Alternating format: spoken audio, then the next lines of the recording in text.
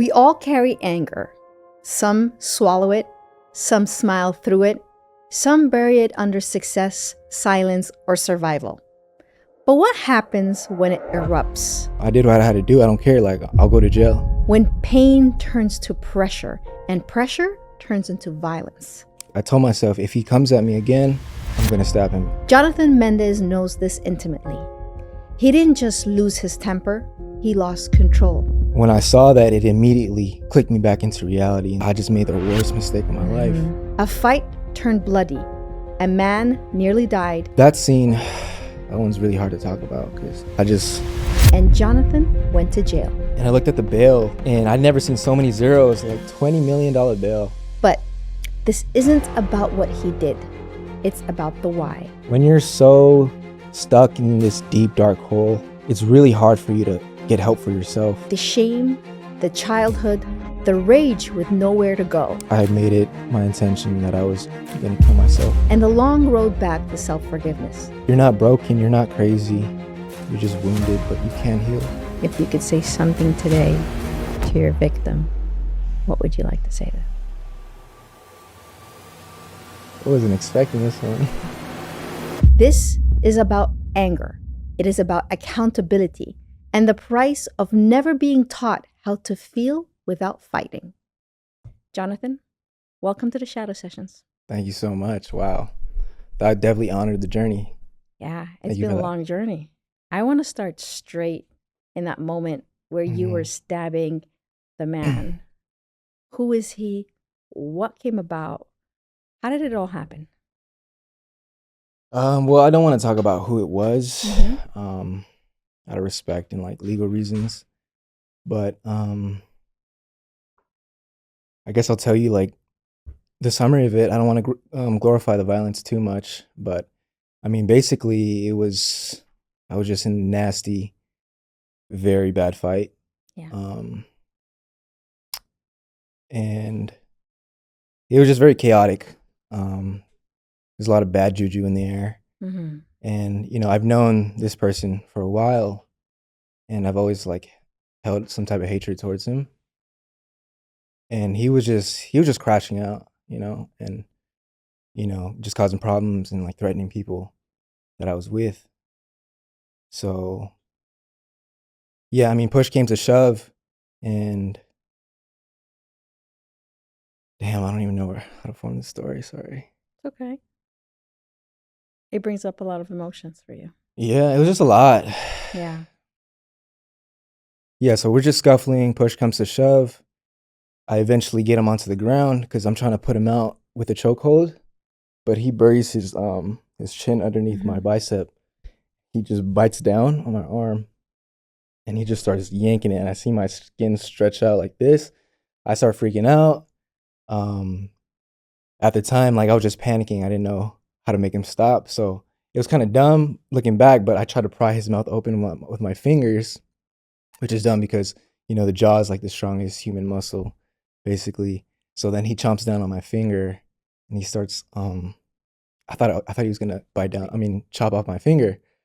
Because he also wasn't in the right state of mind either. Yeah. He was just out of it. So it was very unpredictable. I didn't know what he was going to do. So, you know, that factor was like very scary. So I was panicking a lot.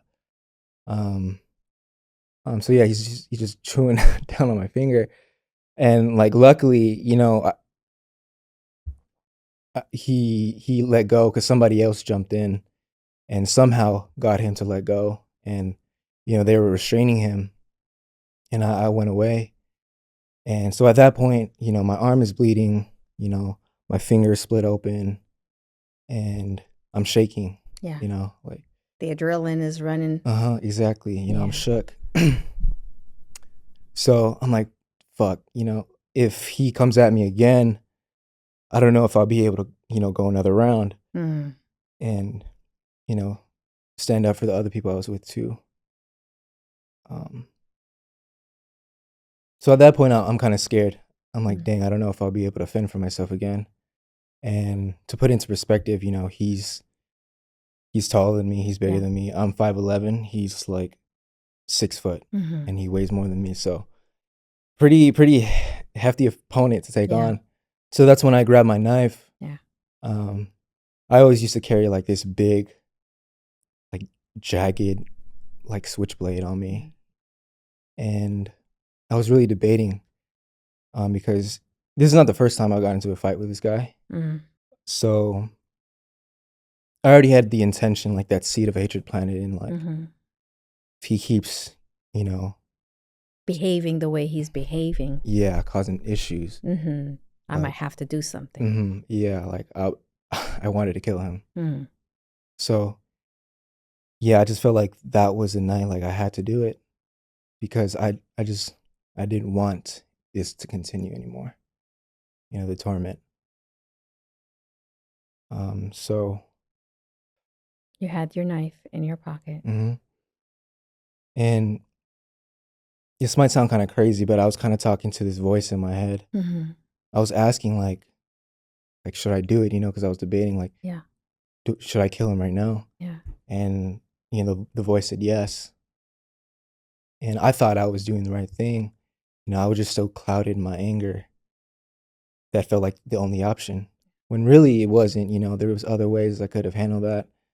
But In that moment, that was the yeah, only that's option. that's kind of what anger does. It like persuades you to believe that lashing out is the only option. It's Yeah.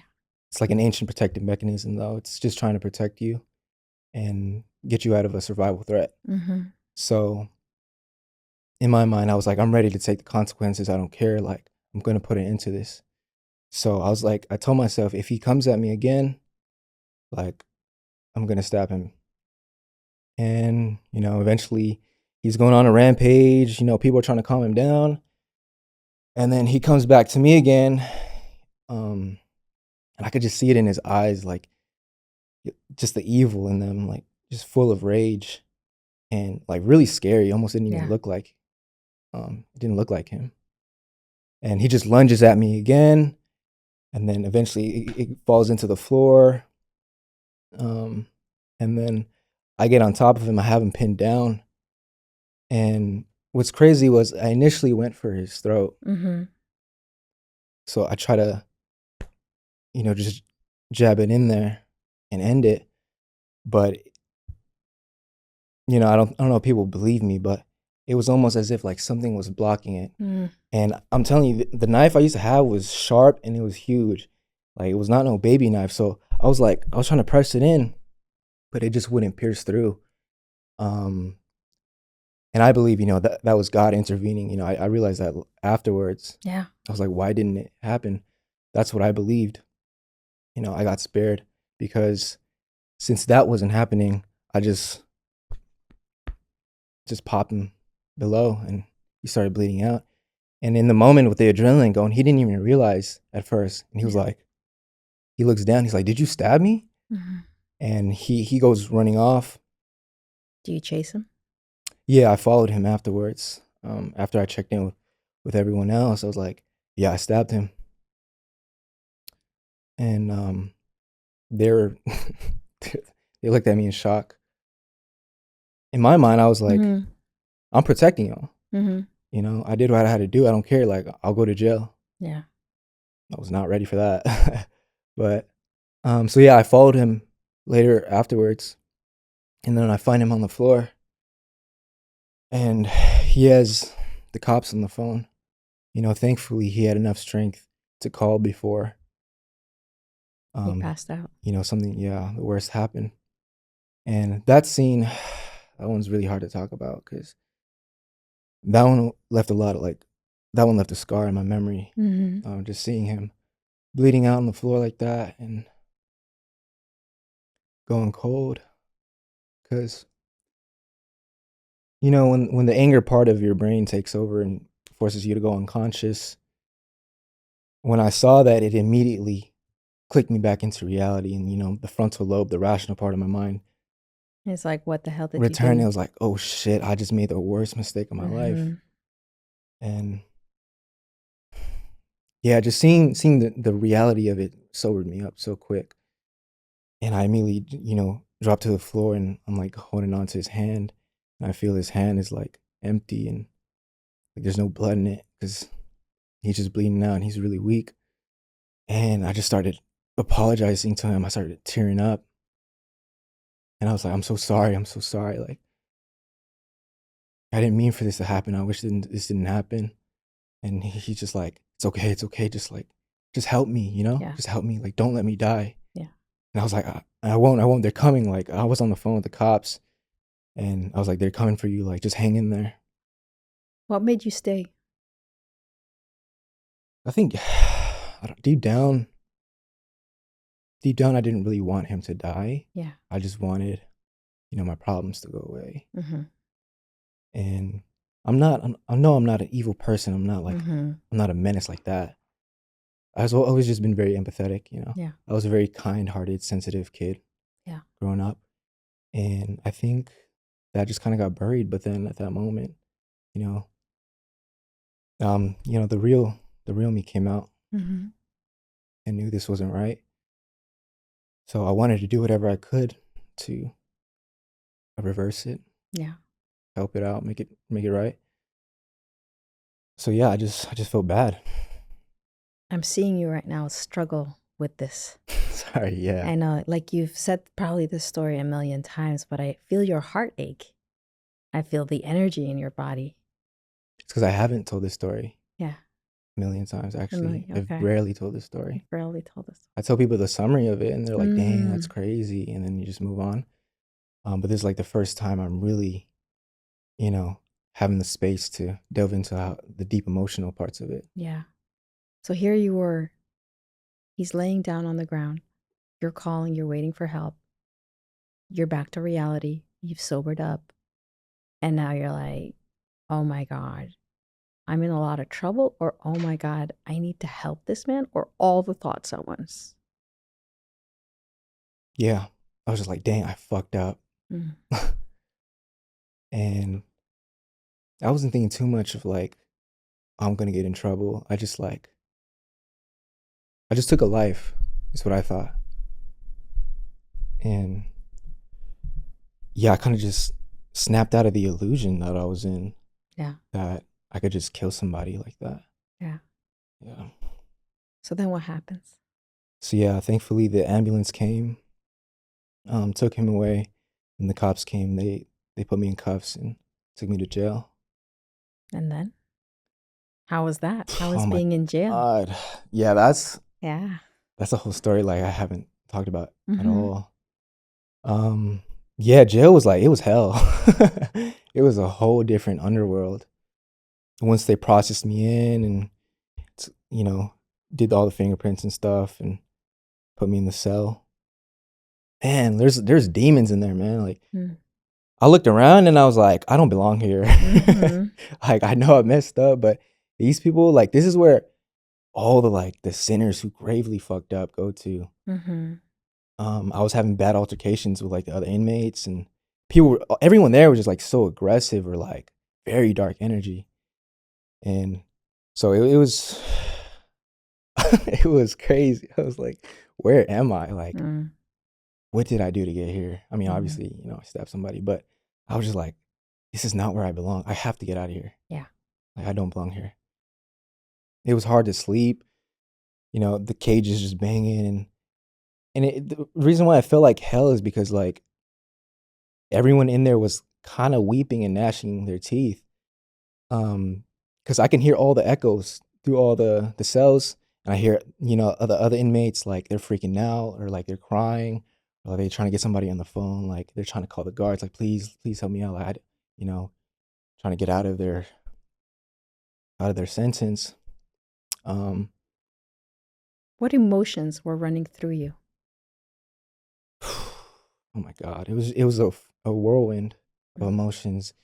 I was trying to keep myself together, to be honest, though, because like, I wasn't freaking out like the kid next to me, he was really like, you can hear the panic, like when you're trapped in there. Yeah. You feel like a caged animal, and you start panicking. So very understandable. And I was feeling, the same thing. I threw my life away. I was afraid that I was not going to make it in there, because I was also dealing with a chronic illness, and I couldn't digest food. I was having a lot of diarrhea, and like my skin was blown out, like full of acne, and my hair was falling out. And I couldn't sleep. I had insomnia really bad back then. Yeah. So I was just a wreck. And I Yeah. was like, if I stay here, if I stay locked up in this environment for the I rest of will my die. life, I don't know if I'm gonna make it that long. So I just had a lot of fears in my mind and a lot of anger towards God as well. Because I've told him my story that around that time I was getting very deep into my like faith and my spirituality, because a lot of the problems in my life weren't being fixed through all the right things on paper, Yeah. all the surface level things that I was doing right. It wasn't, I wasn't healing, I wasn't getting better. So I felt like something deeper was within me. Yeah. So that's when I got, deep into my faith. And just recently, before this incident, I got baptized. And so when I got into the cell, it was, angry at God, yelling at him like I just got baptized, God. Exactly. Like, what happened? Yeah. I just symbolically gave my Yeah. life to you, and now you're taking it away. And very, very selfish thinking, I guess, because I did what I did and I deserve that. But I was thinking like, why did you allow this to happen? Why didn't you intervene? So, but I didn't know at that time, this was all, he was building my faith and strengthening my character. So there was that. It was a whole process of like all the stages of emotions. Yeah. And then eventually I got to the point of like, no, I have to like take control of my thoughts and speak faith, and you have faith and believe that God's gonna get me out of here. He didn't get me this far to leave me stranded. Yeah. He has a plan, he has a purpose. How long did that process take? I was praying and like meditating incessantly for 3 days. Okay. Just trying to fight off the fears and doubts, that kept coming at me. And I was just like trying to work out in my cell, just like doing calisthenics, doing push-ups, just to keep my mind occupied instead of worrying. And also at the same time, it was scary because you remember how I said like my finger got peeled off and split open. And that's a human bite, there's bacteria on that. So it kind of sucked being in there that night, the first night, because there was no care. The guards were like not really around. And, I tried to call one over like, hey, my finger's starting to pulse and get hot. Like I'm scared it's going to get infected. Yeah. So yeah, there was that panic as well. Like, dang, I got to get this treated. And they were busy. Like they kept coming back and I was like, yo, is the nurse here yet? And I thought, oh, my bad, we were busy. Like, yeah, she's on her way. So yeah, I was like, fuck, man. Like, at that point, are you thinking, uh-oh, what are my family going to say? What is my dad going to do? Not really. Yeah. You're in complete self-survival? Actually, one of the guards in there, it was a lady. She was really nice to me. I think she could see like that I also like, because she heard my story too. They tell everybody like, oh, what's he in here for? And she heard about it and she was kind to me. She treated me nicely. And I think maybe she saw like, oh yeah, maybe he doesn't belong here. He was just in a bad situation. And she gave me my phone back. And she was like, here's a pen and paper, like write down your contacts of people we need to call. And they let me use like the jail cell phone. And so I called my parents, I called my boys. And my parents were just like, my dad was like, you did what you did. Just hang in there. Basically. My mom's the same thing. My mom's like tough love too. She's not like super sappy or soft, but she was like, yeah, just pray, God is with you. How did that feel? Getting that tough love in that moment. It felt reasonable, like valid, I don't expect anything more. I did what I have to face the consequences, basically is what they're saying, So just tough it out. Would you have wished for a different reaction? I don't think so. I feel like that's what I'm used to. Yeah. You're used to tough love. I mean, they didn't shame me or anything at that point, So it was just nice, like, why did you do that? Like how parents usually are, like they shame you for getting in trouble. But they kept it very, very neutral and supportive. I wouldn't have changed anything, I'd say. Okay. And how did you get out? How are you here today? They moved me out of my cell to another cell. Mm-hmm. I was about to go to court to face the judge to, get my sentence. Because at that point, I looked at my paperwork, and with my mugshot and the charges, I got charged for aggravated assault and attempted homicide. And I looked at the bail, and I'd never seen so many zeros, like $20 million bail. And I felt like I was screwed. I felt like I just threw my life away. I thought it was over for me, Mm-hmm. honestly. That morning, they're taking me. Like, I'm waiting to see the judge, to see my lawyer, and just hoping and praying, like, if I do stay here, like, I just hope I can reduce the sentence a little Yeah. bit, or I don't know. I've never been Mm-hmm. convicted before. So yeah, it's just, the emotions, the nerves, and just waiting in that cell. They threw you a bag of like these dry peanut butter and jelly sandwiches, and just eating those. I'm waiting, and then the cop comes over and they unlock my cell. She uncuffs me, and all they say was, "You're free to go. The judge doesn't have enough evidence on you." And I'm just shocked. I'm like, "What? So does that mean How?" your victim didn't name you? Yeah. So, well, I found out later. So after that, I just didn't even question it. Yeah. You're like, I'm out. I don't care. Bye. Like, Yeah. let me not ask Yeah. questions. Yeah. Like, Yeah. Yeah. I'll take it. Yeah. That's a Like, miracle right there I'm by bouncing. itself. Yeah, yeah. I Mm-hmm. believe, like, I felt like God heard my Mm. prayers, because for a long time God felt really distant to me, and I Yeah. feel like my prayers didn't mean anything. And so to me, I took that as like confirmation that Yeah. He is listening. Like, my faith means something. And like, I feel like that was the first wow miracle that I've Mm-hmm. experienced in my life.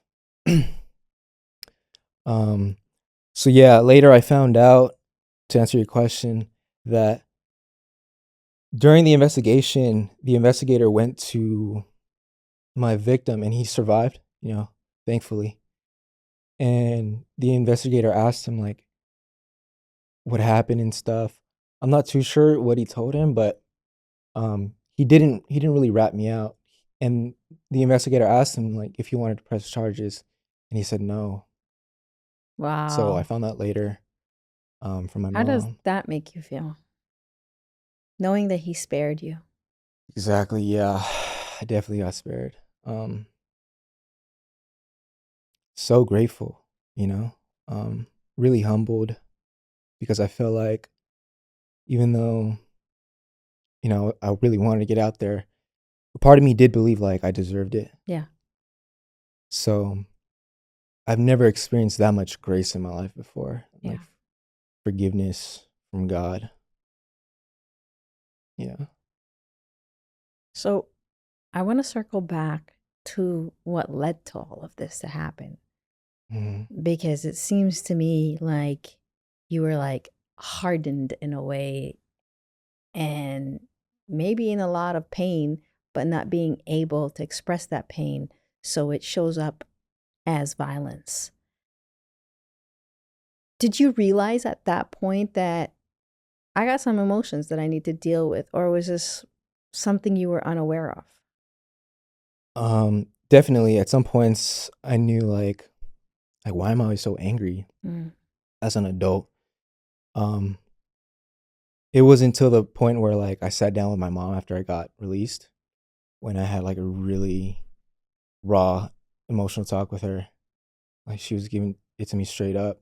She just sat me down after I got released, and she was just stressing out, and she was stress crying, Yeah. and she was like, "I can't do this anymore." Like, because there's just so much, drama in the family, and like, I can't handle this anymore. Yeah. You guys are gonna kill me. Mm-hmm. And that really, like, struck me. Mm. Like, it was like a punch to a gut. Mm-hmm. And it was like, dang, like, Jonathan, man, like, there's something wrong with you, bro. Like, you have to fix this.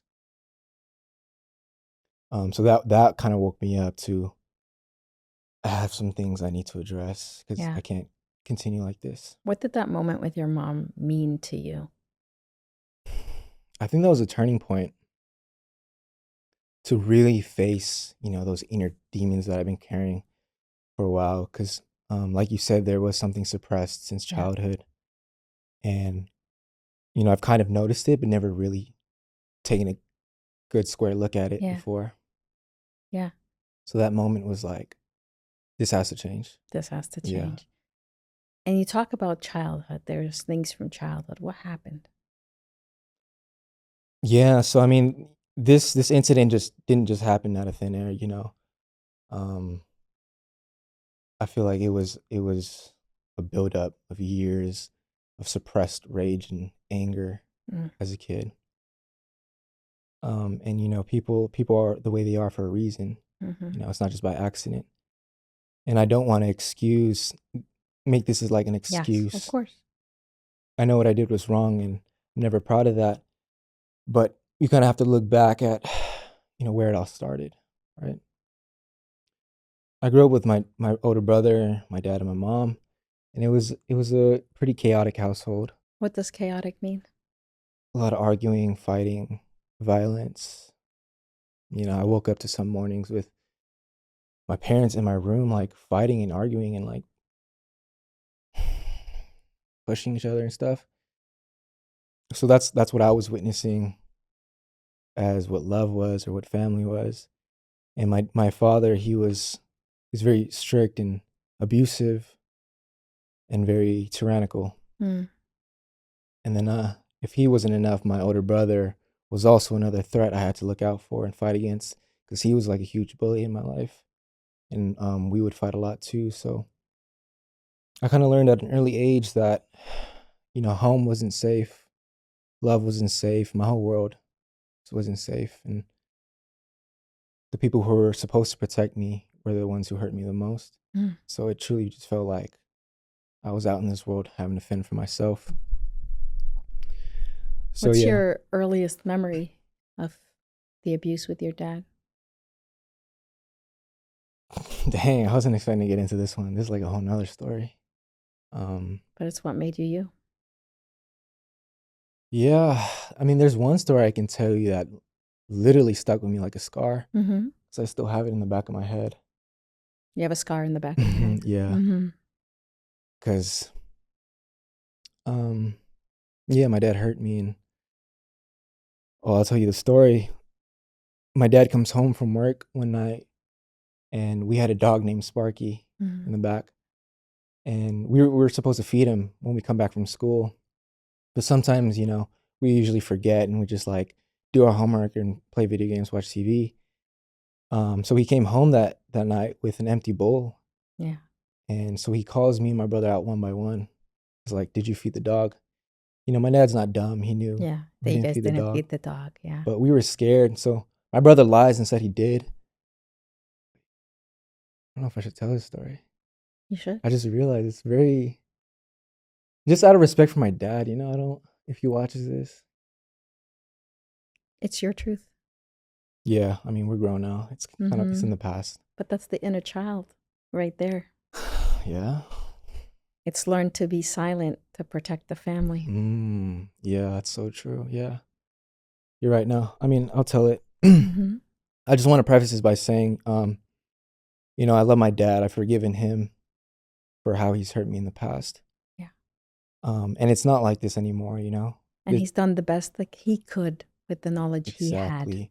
And he was going through a lot of his own stressors and Of course. emotions. And as I got older, I really realized how tough he had it. So, I really sympathize with him and don't hold any shame or judgment against him anymore. But sorry, coming back to the story. So my brother lies. So my dad, he picks up this heavy hard plastic bowl, the dog bowl, and he breaks it over my brother's head, shattering it. And now it's sharp and jagged, right? So my brother walks in crying, gripping his head. I'm like, oh shit. Like, I'm terrified. Mm-hmm. And he calls me out and he asked me the same question. And, he already knew, but I was scared if I told the truth, what would happen. So I lied to him as well. And Mm-hmm. same thing, smacks me over the head. and then the spike splits my head open. And then so I go crying, running back into the house too. And I'm like rubbing my head, trying to soothe it. And then I look down on my palms and just damp and blood all over my hands. Wow. And so as a little kid, I was freaking out. I've never seen that much of my own blood as a kid. Mm-hmm. Mm-hmm. So in my mind, I thought, oh, shoot, I'm dying. Mm-hmm. Mm-hmm. Like, I'm not going to make it. I'm bleeding out of my head. Mm-hmm. And then I run into my mom's room. My brother's already in there. And she's trying to calm the situation, keep my dad at bay. And yeah, it was just Does she very step up for scary. you? Does she try to stop it? Yeah. I mean, she's doing the best she can to try to keep things together. Yeah. But I was just there crying and thinking that I wasn't gonna make it. And so I gave my older brother like my favorite video games is like my will before Mm-hmm. Mm-hmm. before I passed as a little child. That must have been very hard for you. Yeah. And he was looking at me like, what are you doing? Mm-hmm. But and my scared little brain, How old were you? I think I was like in 3rd grade. Third grade. So maybe 10, 11. 10, 11. Wow. Yeah. So was that like a regular Tuesday in your house? Not to that severity, Mm-hmm. but yeah, I mean, there's always punishment Mm-hmm. and, painful words or hands or whatever was Yeah. closest to him. Is that how anger was dealt with in your family? Yeah, With violence, with Mhm. rage, with verbal abuse? Exactly. Yeah. I feel like And my then dad it would, could escalate to Mhm. physical abuse. Yeah. So I kind of saw how my dad, Mm-hmm. let out his anger on us. Mm-hmm. And as a receiver of that anger, you have anger being built up within you. Did you have ideations of, I want revenge at any point? Oh yeah. Yeah, I hated my dad. Um and I was like, when I grow up, man, like I swear he won't hurt me anymore. Like I'll make him Mm-hmm. pay or like I'll fight back. Mm-hmm. And then I also had my brother who had a lot of anger towards cuz it kind of just passed down from Yeah. my dad to him and then he took it out on me. And so yeah, but I was the youngest. Yeah. So a lot of times I had to suppress that anger so that I wouldn't get in trouble anymore. Yeah. And my mom raised me to be like a good kid. Mm-hmm. And I always wanted to be that, good kid for her. So I kind of wore this mask to stay out of trouble, one for my Yeah. dad and to keep the love from my mom. Mm. I wanted to be the smart boy that she believed me to The be. good boy. Yeah. Yeah. But, there was another side to it that I didn't let them see where I was kind of a troublemaker, a little chaotic too, Mm-hmm. and a lot of searing anger. Yeah. You also come from a culture, because you're Hispanic, where Mhm. being a boy or a man, you need to be hard. You're not allowed to cry. You need to toughen up, Mhm. right? How did that play a part in the end result? Right, yeah. So I'm half Guatemalan, Mhm. half Filipino, Mhm.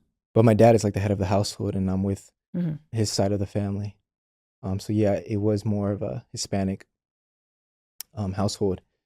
And for them, the men in their culture, they weren't really taught to show emotion or be seen as weak. Yeah. So yeah, they don't really show that type of soft side or, loving emotional parts of themselves. Yeah. But I always was very deeply emotional and sensitive. But I learned really early on that, vulnerability was a weakness Mm. almost, or that I couldn't show them that, or else I could be a target, I could be Yeah. hurt. So I learned to be just as menacing back and I started armoring up, Mm. you know. Yeah. Putting on these masks of, I'm strong, I'm tough, I'm a Mhm. bad boy, I'm a fight. Because you said something very interesting. You said when you were fighting the guy that you stabbed, you were trying to protect other people and trying to Mhm. show them, like, I got you, Mhm. right? Yeah. So you also learned that fighting is a way to protect the family or to protect. Exactly. That's all I knew. Mm. That's what I believed I had to do to survive in the environment that I was in. And it's all I saw around me. You know, it was in my family and it was in school, outside of the house and stuff. So yeah, it was kind of like, it was like an old program Yeah. built to survive. Yeah. But when I got older, I realized I'm not that scared, vulnerable little boy anymore. And I'm kind of jumping ahead, but this is where I learned how to heal, I guess, that inner child that is still scared and like still running that old program. Like you have to react, you have to fight when you feel threatened or when somebody disrespects you. I had to tell myself, like, teach myself that it's okay. Like, you're safe now. You don't have to keep fighting anymore. Yeah. Yeah. How have you been dealing with your anger? Because it doesn't just disappear one day. Yeah, just years of therapy and Yeah. just the self-improvement healing journey on my own. Yeah, a lot of therapy, a lot of journaling, a lot of exercises, a lot of forgiveness, prayer. It's kind of hard to give you one answer, but it's this whole journey of things. And you did that the minute you got out of prison? Sorry, jail. Yeah, thankfully didn't end up going to prison. Yeah. So like after I said it with my mom, Yeah. I realized something had to change. I had to face, you know, this dark energy that I was carrying in my chest all the time. Talk to me about that dark energy sitting in your chest for a long time. Yeah. I'm trying to think of the timeline that was happening. Cuz I didn't go to therapy right away after jail. I kind of tried to do things on my own for a couple months. And like I said, I was dealing with this mysterious, horrible chronic illness, all these mystery symptoms that I just couldn't heal. And so at that point, I was suffering really badly, wasn't sleeping at all, and couldn't digest food. And it felt like my body was a torture chamber. Yeah. That's a whole nother podcast. But yeah, at that point, I didn't want to live anymore. And I think that malice I had towards myself became an outlet towards killing someone else. So I was still carrying that afterwards, right? And I think the trauma and just the guilt eating me up after getting release, you know, there's this whole other side of it to that too. You know, it was a great moment that I had my freedom back, but it was still I was still in a way imprisoned. Yeah. Dealing with survival. You know, I still had to work, I still had to get a job. And while dealing with all these symptoms, and then like I'm having PTSD flashbacks at night, you know, not being able to sleep, thinking of like what I did and just the scene, like the visceral scenes of the incident stuck with me. And like I would wake up in cold sweats. So the guilt was really So you eating sort me of alive. were sort of experiencing PTSD. Yeah, I guess so. I mean, I was never really diagnosed, Yeah. but back then I kind of just figured it out for myself. So, yeah, I mean, I prayed a lot. I asked for forgiveness. You know, I asked for forgiveness from my family. But the one thing I realized was I didn't forgive myself, and I wasn't giving myself the compassion, the self-compassion. So, you know, that went kind of unaddressed. I didn't know how to deal with that. And it got to a point where that, on top of everything else that I was already dealing with before that even happened, it was just like the last straw for me. I came to the end of myself, and I made it my intention that I was going to kill myself through overdose. Because at that time, I was trying a lot of medications, going through the loop of the medical industry. Mm-hmm. And so, when you read the labels and stuff, you know what not to mix, or else this Mm-hmm. can put you to sleep Mm-hmm. permanently. So I was like, okay, that's what I'm gonna do. Yeah. um, I fell to my knees one night and just was bawling, crying out to God and like telling him like, I'm done. Like, Yeah. I'm gonna do it. It was almost as if like I was looking at myself through a third perspective, Yeah. and I became really afraid because I was like, oh shit, he's gonna do it. He's for real this time. Mm-hmm. And so very scared. So I didn't know what to do. I'm crying because it's like, this is it. Nothing's Yeah. stopping me at this point.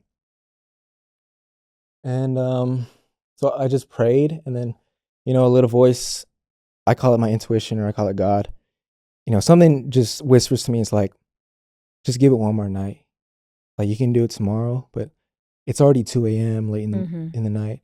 Just go to sleep now, and then you'll deal with it in the morning. And at that point, I'm like, all right, I'm already like exhausted. And oh yeah, something told me to message my doctor. Okay. And I've never messaged my doctor like this before, but I was just like, I sent him a kind of a cryptic message. Mm-hmm. Nothing very like, I'm gonna kill yeah, myself. but I was like, Yeah. hey, like I've been dealing with all these symptoms. I've tried everything. I don't know why nothing's working, but I can't do this anymore. I need help. And boom, I throw that down and I go to sleep that night. Probably slept only a few hours, and I just woke up randomly early in the morning. I look at my phone and it's just blowing up with missed calls, messages. The doctor's calling me, my dad's calling me. And they thought, because I wasn't responding, that they were afraid that I killed myself. And How did so, that feel, seeing all the care? right, yeah, Mm-hmm. that was also a turning point, Yeah. because in my half awake days, I was like, what's going on? And then I was like, oh wait, dang, what did I do? Yeah. And my dad's freaking out. He's like, John, the cops are on the way to the house. And he's rushing back too. And he was on his way to work when he turned around and just started rushing back over. He's like, the cops are coming to check on you. And so yeah, it was crazy seeing everyone reaching out to me, wanting to make sure I was safe. My dad comes home, and he just runs into my room and he's like, almost in tears. I've never seen my dad cry before. Yeah. Like I said, he never shows emotions, right? Very stoic. And this is the first time I've really seen him vulnerable. And his voice is quivering. He's like, John, like, he's like, mijo. Mijo means like, Son. my child, yeah. Yeah. And he only used to call me that when I was a kid. And he hugs me and he's like, I was so scared. Like, don't ever do something crazy like that again. Like,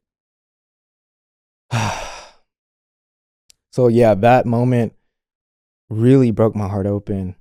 And I was like, wow, this is the first time I've really seen my dad like show some type of real, raw emotional care. You saw that you were loved.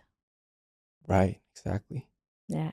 And do you think that, I think both your mother and your father played a pivotal part in showing you that we love you, maybe we don't have the best coping skills to show it, but when it's about you not being here, whether it's going to jail or death, suicide, we love you. Exactly.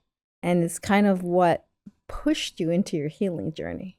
Mm-hmm. Love heals all, right? That's real. Yeah. What was the hardest part of your healing journey? Damn, that's a good question. I mean, I'll tell you this, like, continuing off the story where I continued my healing, I think after seeing that love, like, oh, they actually care, like that, if I'm here or not, because at that point I didn't feel like, I felt very alone, isolated, and there was not a lot of love. And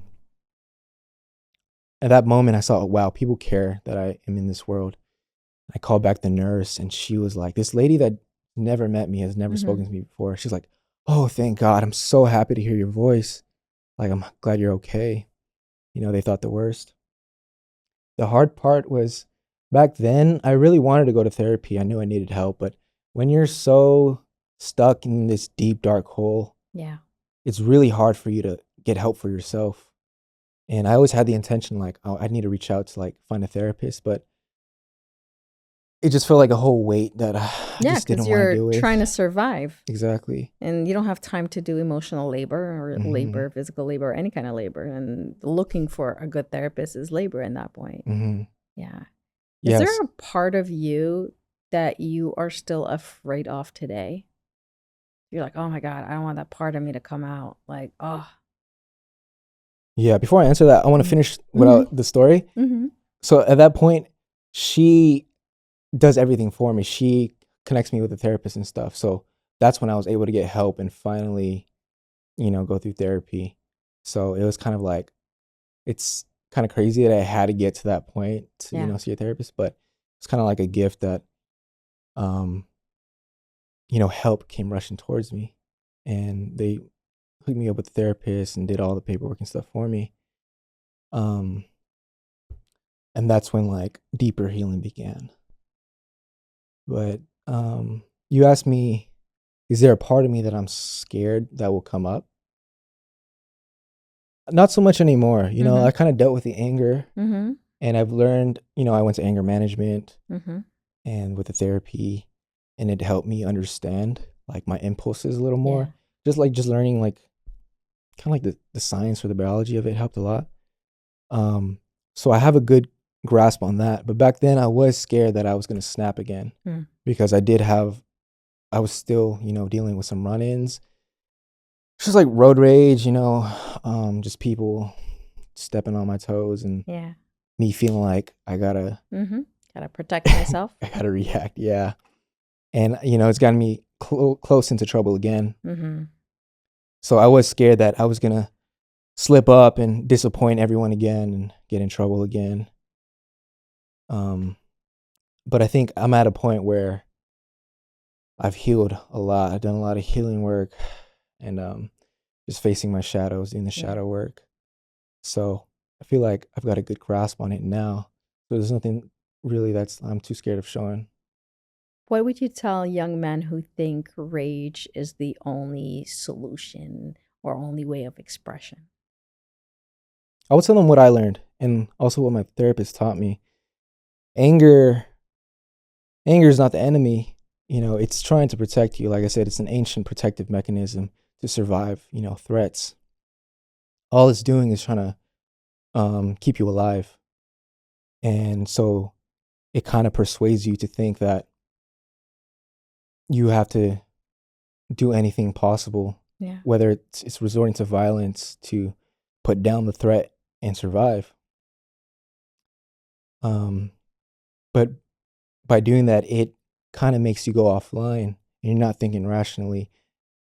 The anger, the rage kind of blinds you and makes you, because it needs you to Mm-hmm. move, to react. You know, if a tiger's coming at you, trying to kill you, you're not going to be thinking rationally. You're going to fight to survive. And what my therapist taught me was there's like a moment between impulse and reaction. And in that moment, when you feel the anger surging and you feel yourself like about Mm-hmm. to react, stop in that moment and just like breathe and take a moment to notice that anger. And I use this in real time once where, I almost got into a fight at work with Okay. a coworker. Long story short, he was just smack talking me and like spreading rumors about me, and I had to confront him. Um, and it works. It really Mm-hmm. works. In real time, I felt, we're in each other's faces, blah, blah, blah, blah, just immature shit, And I literally felt the impulse go down to my arm to swing. And I noticed that. And I was like, okay, wait, this is the moment, like the exact moment he's talking about. And you have to think, like, okay, am I really in danger right now? Yes. Like, is this really a threat? Do I have to Yes. fight right now? And the answer most of the time is no. Like, Yeah. I'm not like He's I'm not not a scared of you. lion. Like, you're not a Right. threat. You're like, Yeah. you're not gonna do nothing. So that's when I realized, like, oh wait, okay, step down a little bit. You don't have to, you know, take it to like 0 to 100 right now, you know? And yeah, I got off with a warning, and like they laid me off for like a few days, and yeah. So just practicing that, I would, That's amazing. teach them. Yeah. That's a good coping skill. Wow. Yeah. What made you want to tell your story or share your story? I feel like my whole reason for being is I want to help people feel less alone. Because I know the pain of like the loneliness, the feeling like nobody understands you, like nobody around you can relate as much as they try to help. Because that's how I felt. I felt very alone in my struggles because none of people in my immediate circle could relate or knew how to help me, or they've never gone through something like dark like that yet. Yeah. So I felt like it was just me. So I really feel this calling to help others in that dark night of the soul, to show them like you're not alone, you're not broken, you're not crazy, you're just wounded, but you can heal. And I want to be a testimony to them. I love that. For you, what do you think was the biggest blessing of this shadow? Man, I like that. You're making me think, reflect. Yeah, because there's always a gift within the shadow, right? 100%. I think it taught me like mental toughness, how to create firm, strong boundaries for yourself and not get walked all over. Because I used to be like that before I broke. I was a very nice kid, and I was a people pleaser. Yeah. I wanted to not get in trouble and like be liked. But after a while, that mask starts to crack, and I kind of took it to a level where I'm never letting people disrespect me or walk all over me. And it resulted in violence, but I realized that was a protector part. It just needed a little bit of refining. Yes. Programming to like tone it down in a way that's healthy. So yes, still protect your boundaries, but in a healthy way. So it was kind of like you overcorrected.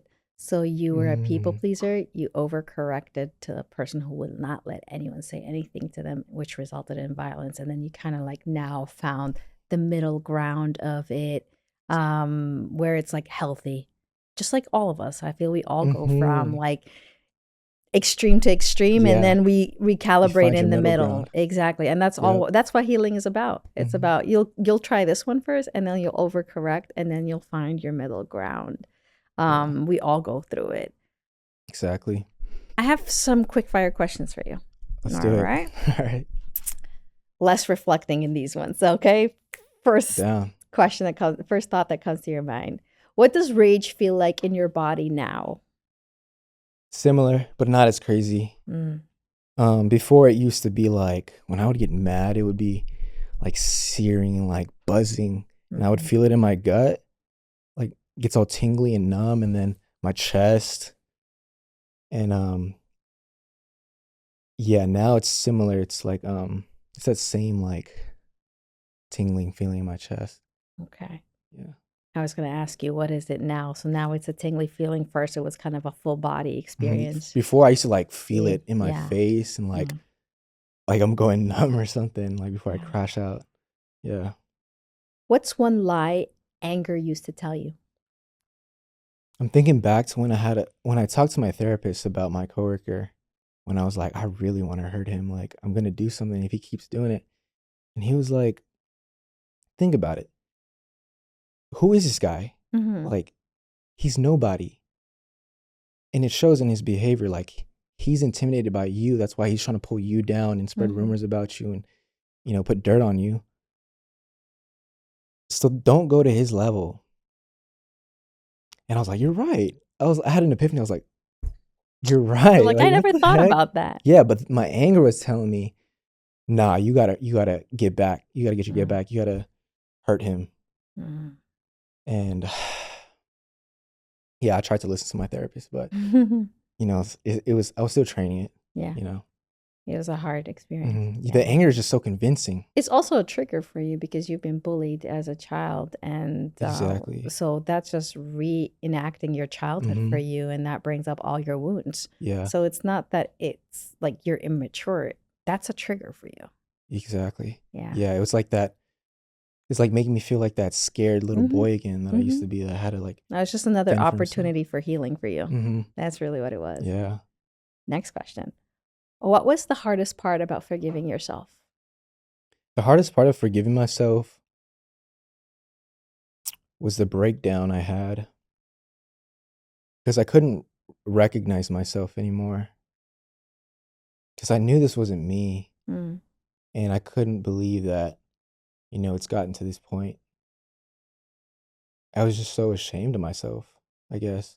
I was like, I can't believe you did that with your own hands Yeah.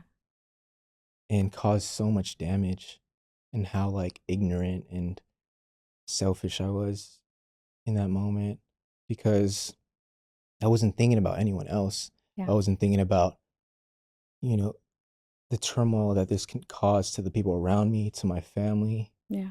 and bring a lot of shame to them. I was only thinking about myself in that moment and not really thinking about the consequences of killing somebody Yeah. in the moment. I feel like you still struggle with it today every time you listen to it or talk about it. Yeah, I feel like there's layers to it. Of course. But I think the more I talk about it, the more I'm able to gain power over it again. Yeah. And also to give yourself grace. Exactly, yeah. You know? So this is healing in itself. Mm-hmm. Grateful for that. What does peace feel like today for you?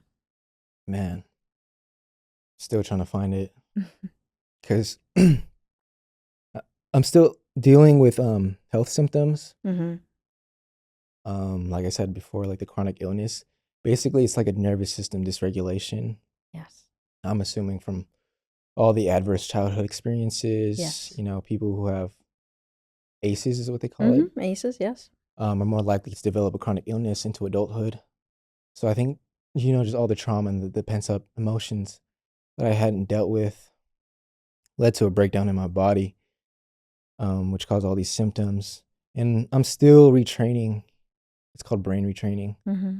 These danger signals, these false signals that my brain causes, which causes like anxiety, insomnia, stuff like that. So I'm still searching for it. It's gotten a lot better. But yeah, it's still a journey. Hopefully I'll figure it out soon. You're still 26. You Yeah. got lots of life ahead of you to figure out peace amongst other emotions. I know. Imagine I figured out peace at 26 years old. Yeah. Like, dang. You'd be teaching all of us how to do Right. it, It's Should build a following. you know how they say it's the pursuit of happiness. It could be the pursuit of peace. Mm, Right. yeah, that has a nice ring to it. If you could rename your story in one word, what would it be? I would say mountain. Mm-hmm. Mountain, because I look at the journey as a hike. It's like I said, it's not, you don't just soar back up from the underground. It's like, it's one rock at a time. You get your footing and you might lose it. Mm-hmm. You might slip. And it's just like this endless crawl up. And it feels like, when is, everything going to be over? When am I going to get to the peak of the mountain?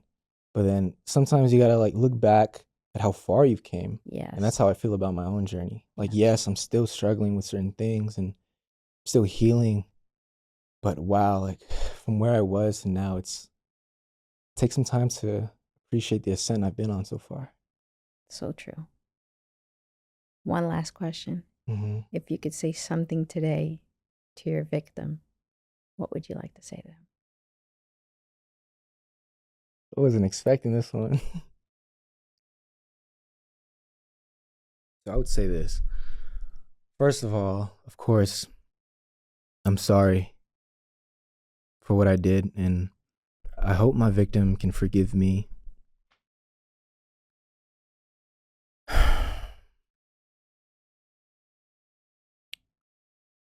And I hope he can understand this. You know, I think the moral of the story is that we hide these monsters within us, because unfortunately, a lot of us don't feel safe to reveal these things that we're dealing with because we fear shame, judgment, or loss of love. But the more you suppress it and try to hide it, the more that these inner demons grow and succumb or take over you. Mm-hmm. And the ones that succumb to those inner demons, by that point, it's too late for people to understand them or help them. And I feel like my victim can understand this because we both have a similar upbringing. And not all monsters want to be monsters. They don't mean to be. It's just that sometimes they may be placed in an environment or shaped in a way that causes them to be one. But I think they just need what you, I, or anybody else needs to just be talked to and understood, to have a space to express themselves and to still be loved afterwards. And I think that's what we both needed.